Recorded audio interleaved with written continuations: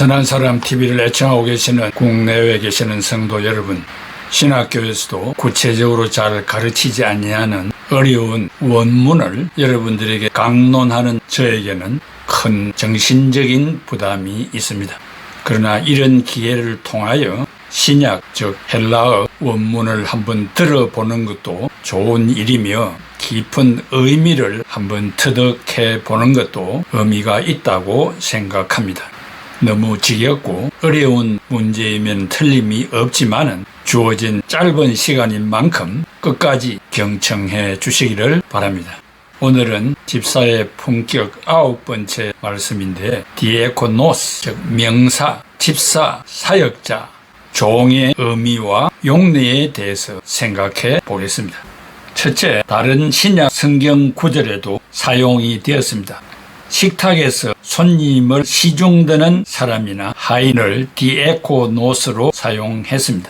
요한복음 2장 5절 9절에 그의 어머니가 하인들에게 이르되 너희에게 무슨 말씀을 하시든지 그대로 하라 하니라.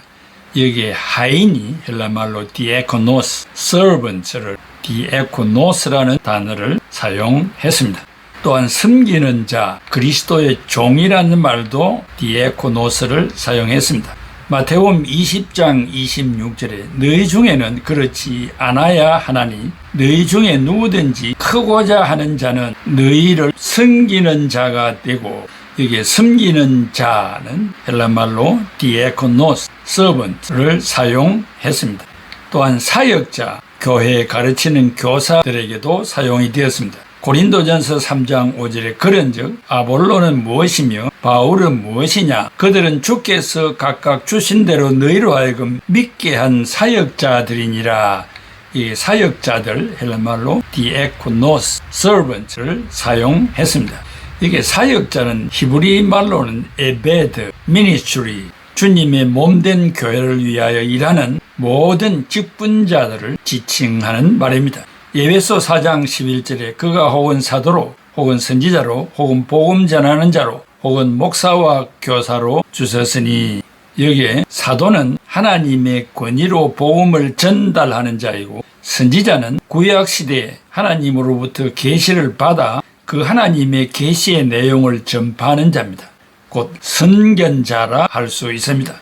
사도와 선지자의 두 직분은 성경이 정경으로 완성되기 전에 활동을 하였으나 신약시대에는 그 직분이 존재하지를 않습니다.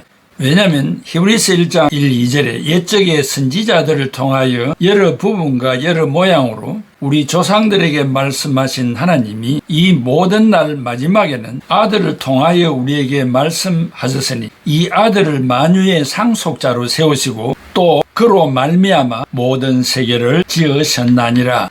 여기 복음 전하는 자는 복음 전파에 종사하는 자들로서 오늘날 선교사와 유사합니다. 목사와 교사는 안정된 회중들 가운데서 사역하는 두 종류의 재능을 가진 사람들임을 암시합니다. 목사를 교사로 보는 견해도 있지만 사도들과 전도자들과 같은 순회 사역자들이라기보다는 회중들을 하나님의 말씀으로 교육함과 동시에 마음의 안위를 주는 것과 가르침으로 지도하는 사역하는 두 가지 특성을 가진 사람들입니다.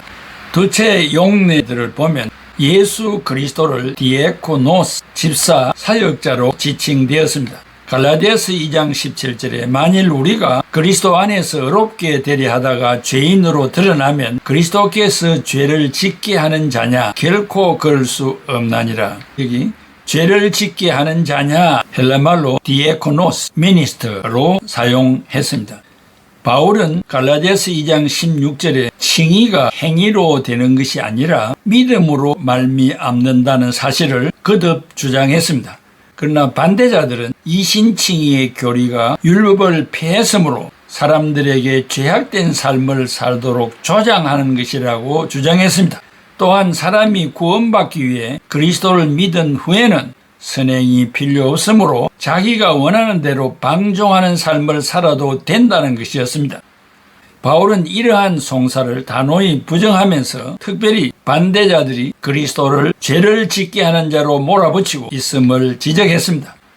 그와 정반대로 만일 신자가 구원을 받기 위해 그리스도만을 믿다가 율법으로 돌아간다면 즉시 그 율법은 당신을 죄인으로 혹은 범법자로 정죄할 뿐입니다. 로마서 15장 8절에 내가 말하노니 그리스도께서 하나님의 진실하심을 위하여 할례의 추종자가 되셨으니 이는 조상들에게 주신 약속들을 견고하게 하시고 했습니다. 여기에 추종자 헬라말로 디에코노스, servant를 사용했습니다. 두째, 바울과 아볼로를 디에코노스로 지칭되었습니다. 고린도전서 3장 5절에 그런즉 아볼로는 무엇이며 바울은 무엇이냐? 그들은 주께서 각각 주신 대로 너희로 하여금 믿게 한 사역자들이니라. 여기에 사역자들 헬라말로 디에코노스, servant로 지칭되었습니다. 심지어 사역자와 사단의 일꾼들에게도 디에코노스가 사용되었습니다. 특이할 만한 것은 사도행전에는 디에코노스, 집사라는 말이 나타나지 않습니다.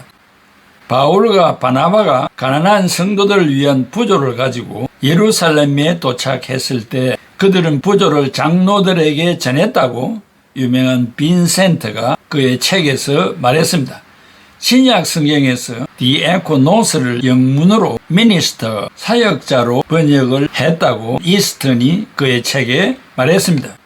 미니스터가 포함된 7구절 중에 2번 종, 하인으로 번역된 곳은 요한복음 2장 5절에 그의 어머니가 하인들에게 이르되 너희에게 무슨 말씀을 하시든지 그대로 하라 하니라.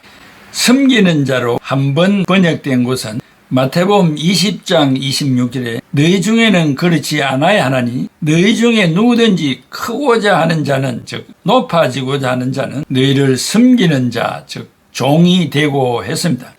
여기에 섬기는 자가 헬라말로 디에코노스, servant로 했습니다. 사역자로 한 번 번역된 곳은 로마서 13장 4절에 하나님의 사역자가 되어 네게 선을 베푸는 자니라. 그러나 네가 악을 행하거든 두려워하라. 그가 공연히 칼을 가지지 아니하였으니 곧 하나님의 사역자가 되어 악을 행하는 자에게 진노하심을 따라 보응하는 자니라. 여기 사역자도 디에코노스, servant로 사용했습니다. 또 일꾼으로 번역된 것은 디모데전서 4장 6절에 네가 이것으로 형제를 깨우치면 그리스도 예수의 좋은 일꾼이 되어 믿음의 말씀과 네가 따르는 좋은 교훈으로 양육을 받으리라. 여기 일꾼 헬라말로 디에코노스, servant.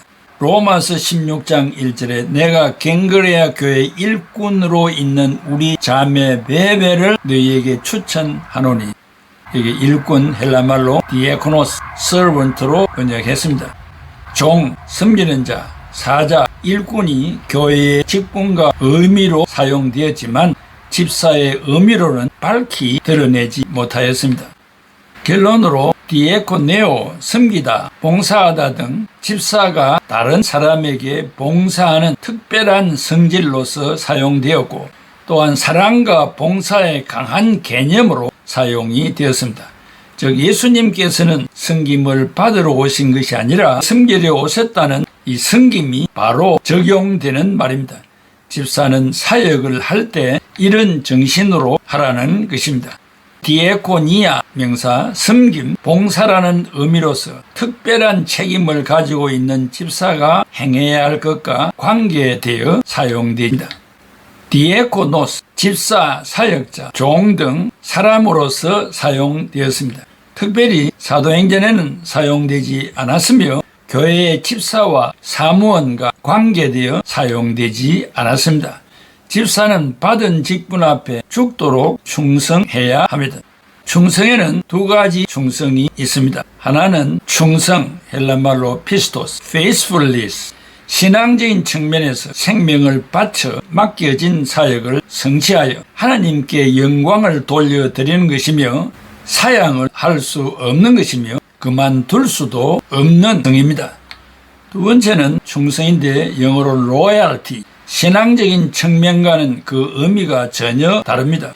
위계의 질서상 직속상관에게 복종하는 것이며 생명까지 바치지 않아도 되며 그 사역을 하기 싫으면 사임을 하면 되고 타 부서로 이동도 가능한 것입니다.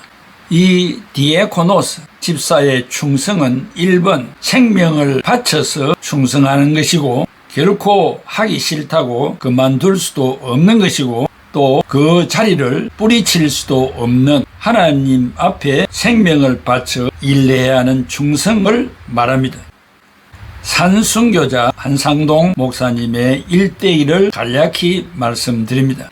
경남 김해에서 출생한 한상동 목사님은 가난한 생활을 하여 오촌 당숙집에서 양자가 되어 어린 시절을 보냈습니다. 명철한 한상동 목사님은 서당에서 3년간 공부하고 1910년에 졸업을 했습니다.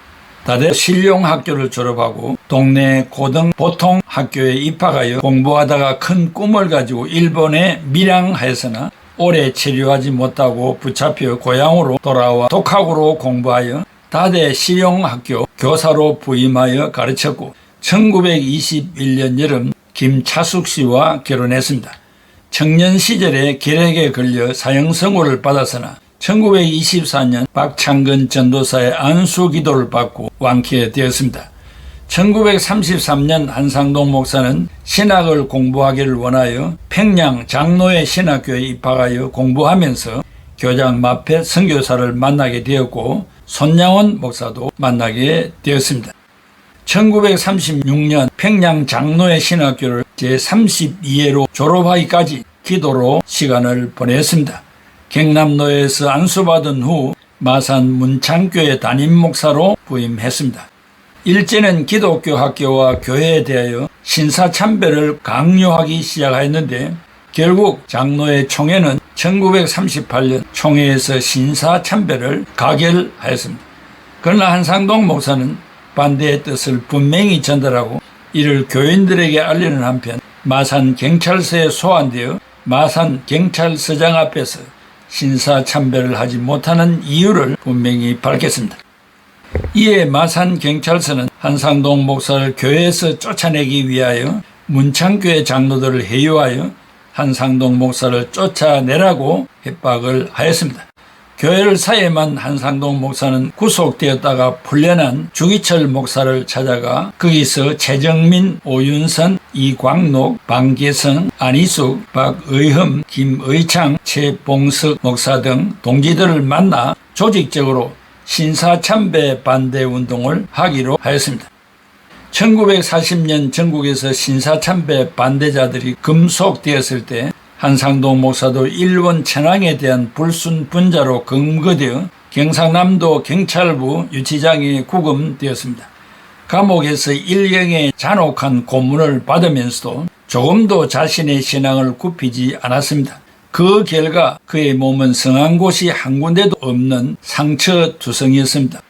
그로부터 1년 후 한상동 목사는 평양으로 압송되어 평양 형무소에 주기철 목사 등과 함께 수감되었습니다. 그는 평양 형무소에서 폐결핵으로 고문을 당하면서도 여전히 굳은 믿음을 지켰습니다. 그는 일본 천황께 충성하겠다는 말 한마디만 하면 풀려날 수 있는 기회가 많았습니다. 그러나 한상동 목사님은 하나님께 충성하는 일 외에는 여념이 없는 사람입니다라고 말하며 끝까지 일제에 저항하였습니다. 고통스럽고 힘들 때마다 더욱 기도와 성경 읽기에 열중했습니다. 1945년 해방이 되고 자유의 몸이 된 한상동 목사님은 이그러진 마음과 몸을 수습하기를 원하였지만 집에 도착하자마자 무신론 집단인 공산당의 핍박이 시작되었습니다.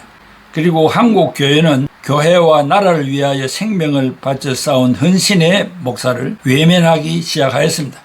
한상동 목사님은 순교를 못하여 산순교자로 죽는 것보다 못한 고난의 행진을 하기 시작했습니다. 그에게 닥쳐온 것은 칭찬이 아니라 비난이었고 영광이 아니라 수치였고 열렬한 환영이 아닌 욕설과 따돌림이었습니다. 차라리 주기철 목사와 손양원 목사와 함께 순교의 제물이 되었더라면 한국교회의 제3대 순교자 반열에 서게 되었을 것입니다. 하나님은 그에게 순교자의 길보다 더 혹독한 인간이 주는 냉대와 박해를 받게 하였습니다. 특별히 교권주의자들로부터 당한 비신앙적인 발언이나 대면은 당한 자 외에는 그 수치와 순모를 상상할 수 없을 것입니다. 그럼에도 불구하고 한상동 목사님은 하나님의 말씀을 외쳤고 나아가 한국교회가 신사참배를 회개하지 않으면 안 된다고 권면하고 경고하였습니다. 한겨울 찬소리 속에서도 올곧게 서서 바람을 맞는 대나무처럼 그는 한국교회의 사도 정신으로 강단에서 외치며 교회를 바로 세우고 고신의 개혁 신학의 맥을 굳게 이어가게 하였습니다.